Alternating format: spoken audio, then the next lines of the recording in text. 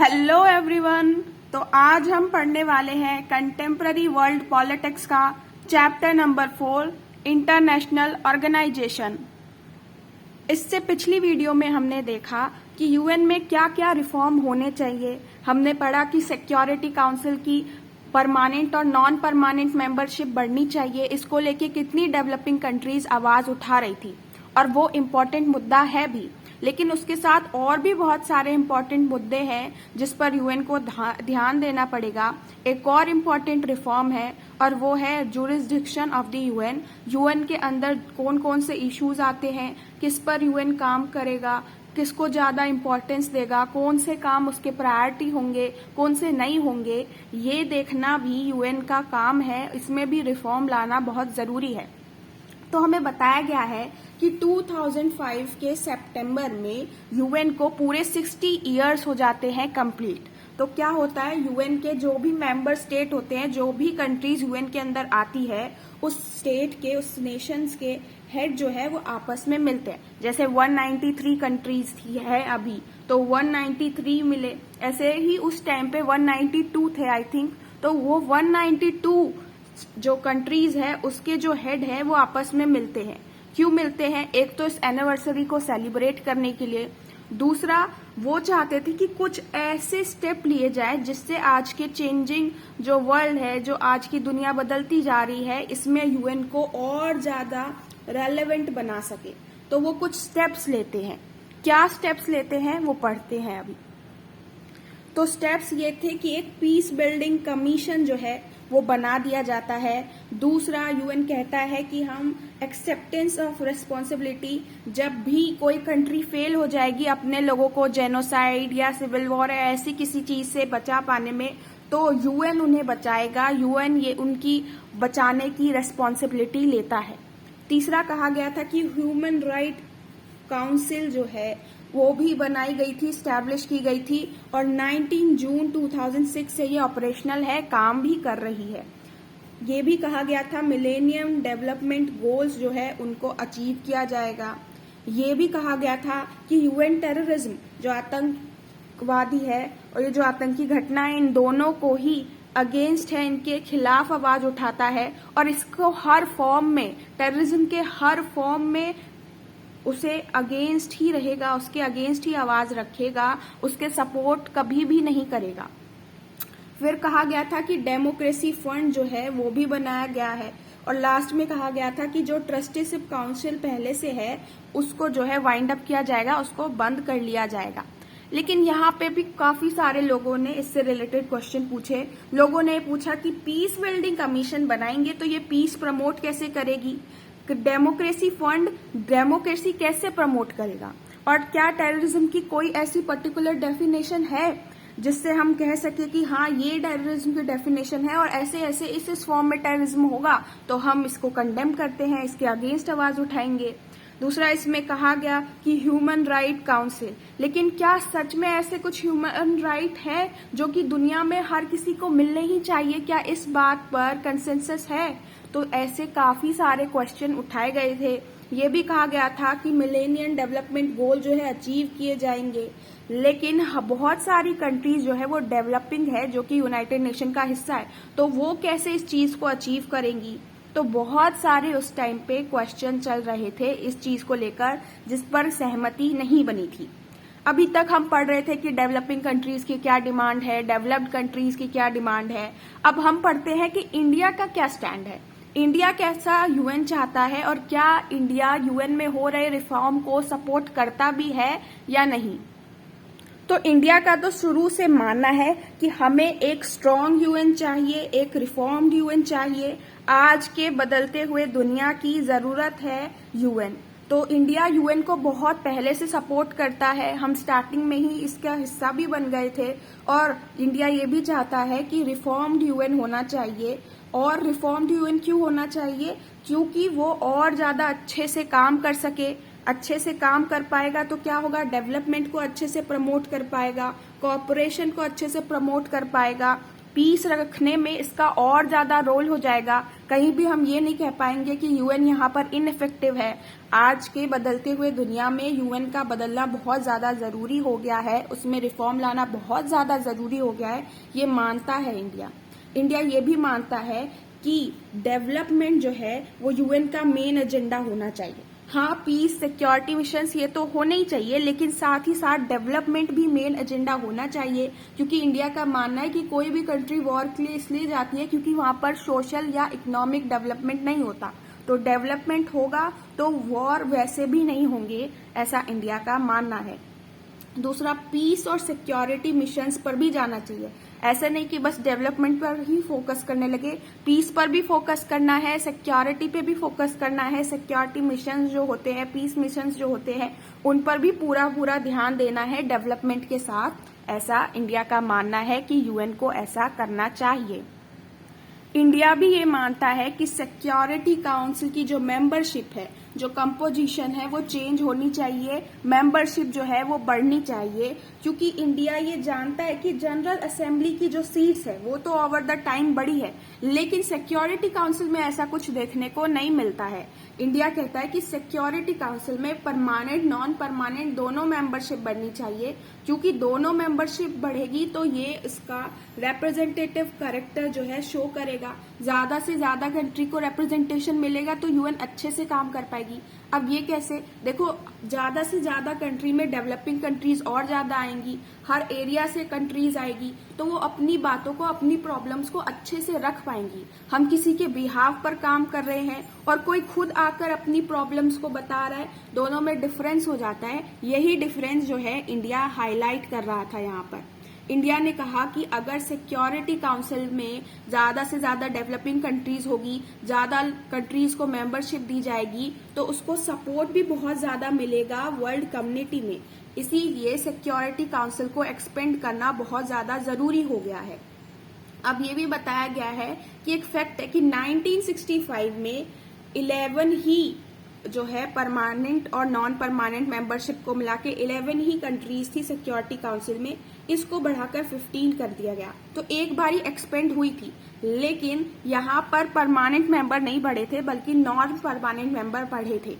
जैसे कि 1965 में 11 कंट्रीज थी, तो इसमें से 5 परमानेंट थी और 6 नॉन परमानेंट थी, और फिर उसको बढ़ा के 65 में चेंजेस लाते हैं। 5 परमानेंट मेंबर ही रहते हैं, लेकिन 6 नॉन परमानेंट जो पहले से थे उनको बढ़ाकर 10 नॉन परमानेंट कर दिया जाता है, तो 10 कंट्रीज आ जाती है।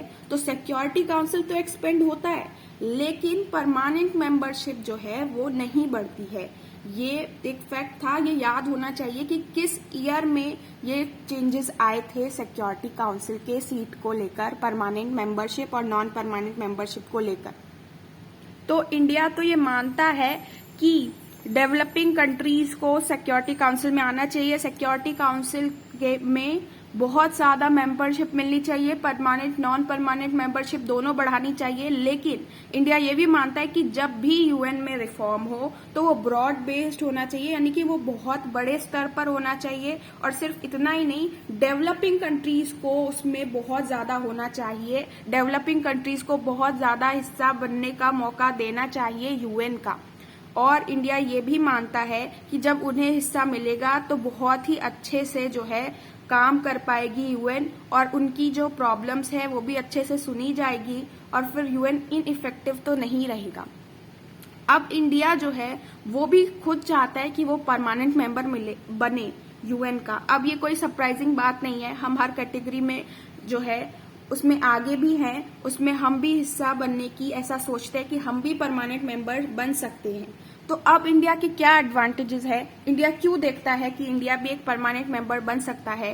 क्योंकि इंडिया मोस्ट पॉपुलस कंट्री है, अभी दुनिया में सबसे ज्यादा पॉपुलेशन हमारी है। अगर वैसे तो ये कोई अच्छी बात नहीं है कि बहुत ज्यादा पॉपुलेशन होना, लेकिन अगर हम इसे क्राइटेरिया से कंपेयर करके देखें, जो कि मैंने पिछले वीडियो में पढ़ाया था, तो मैंने 5-6 क्राइटेरिया बताए थे कि इस बेसिस पर परमानेंट या नॉन परमानेंट मेंबर्स जो है वो बनाए जा सकते हैं। तो उसमें एक क्राइटेरिया था कि पॉपुलेशन होनी चाहिए, और इंडिया की पॉपुलेशन जो है वो ज्यादा है, तो उस क्राइटेरिया में इंडिया जो है खरा उतरता है। दूसरा, इंडिया की वर्ल्ड लार्जेस्ट डेमोक्रेसी है, दुनिया की सबसे बड़ी डेमोक्रेसी जो है वो इंडिया में है।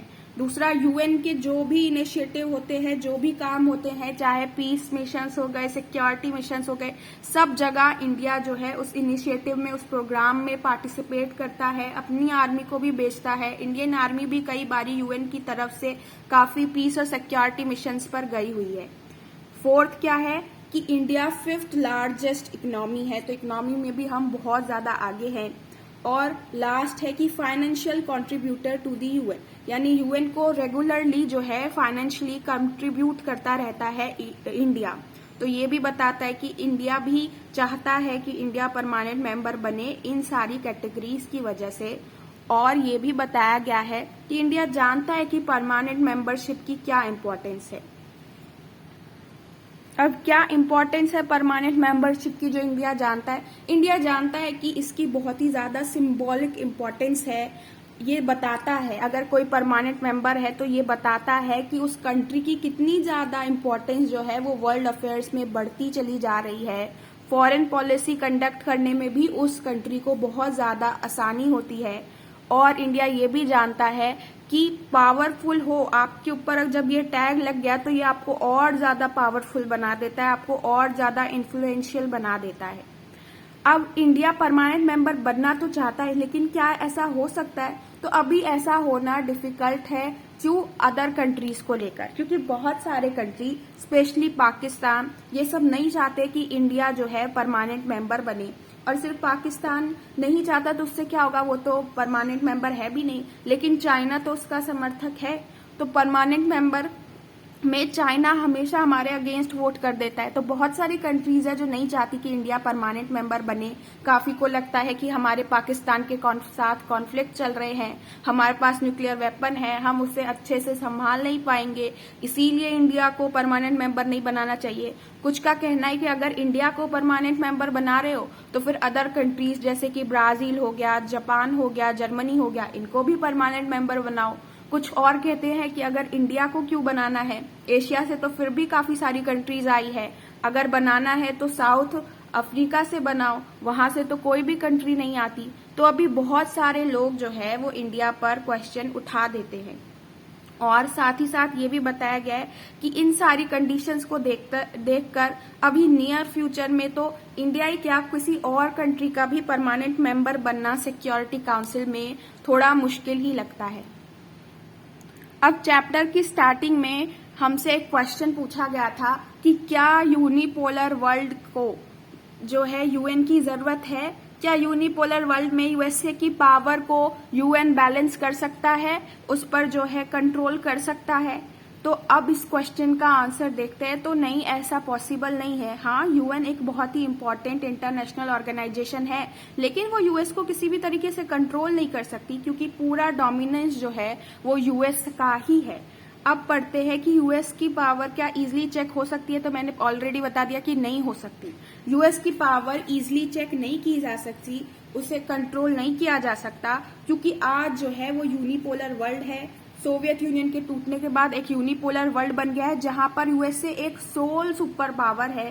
तो उसकी पावर को चेक करना उतना आसान नहीं है। उसके पास इतनी स्ट्रॉन्ग मिलिट्री और इकोनॉमिक पावर है कि वो यूएन तो क्या किसी और भी इंटरनेशनल ऑर्गेनाइजेशन को जो है नेग्लेक्ट कर सकता है, उसकी बात नहीं माने तो भी चलता है। इतनी ज्यादा उसकी मिलिट्री और इकोनॉमिक पावर बहुत ज्यादा स्ट्रॉन्ग है।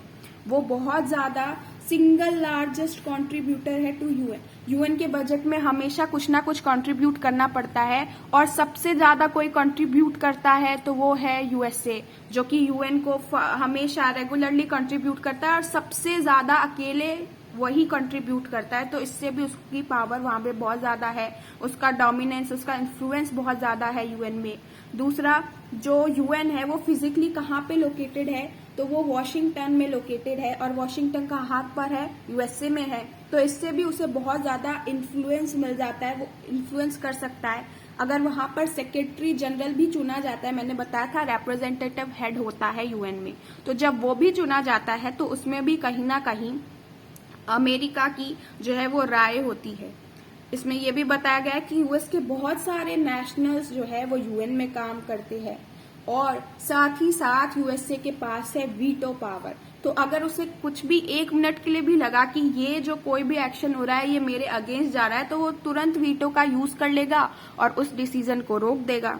तो यूएस के पावर के अगेंस्ट यूएन कोई अच्छा बैलेंस तो नहीं है, लेकिन फिर भी हम मानते हैं कि यूएन बहुत ज्यादा इम्पोर्टेंट है।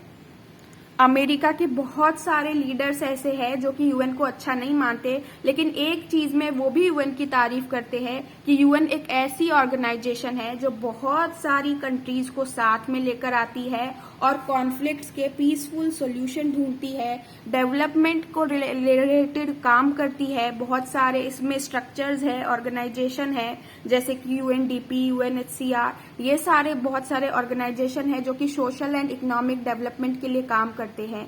यहाँ पर हम यूएस के चीजों को बदल तो नहीं सकते, लेकिन एटलीस्ट यूएन एक ऐसा प्लेटफॉर्म तो दे रही है ना, जहां पर हम डिस्कस कर सकते हैं यूएन के जो भी उसमें इशू आया उसको डिस्कस कर सकते हैं। मान लो अमेरिका के अगेंस्ट ही कोई इशू आया, हम उसमें कुछ नहीं कर सकते, लेकिन एटलीस्ट ऐसा एक प्लेटफॉर्म तो है जहां पर अमेरिका आकर अपनी चीजों के लिए जवाब देगा, जहां पर हम उस चीज को, उस इशू को वहां पर डिस्कस कर सकते हैं। तो यही चीज हमें बताई गई है। तीसरा, सोशल एंड इकोनॉमिक डेवलपमेंट का तो मैंने बता दिया कि बहुत सारी ऑर्गेनाइजेशन है, स्ट्रक्चर है यूएन के अंदर जो इससे रिलेटेड काम करता है। तो यूएन बहुत ज्यादा इम्पोर्टेंट है, ऐसा अमेरिका के लीडर्स भी मानते हैं।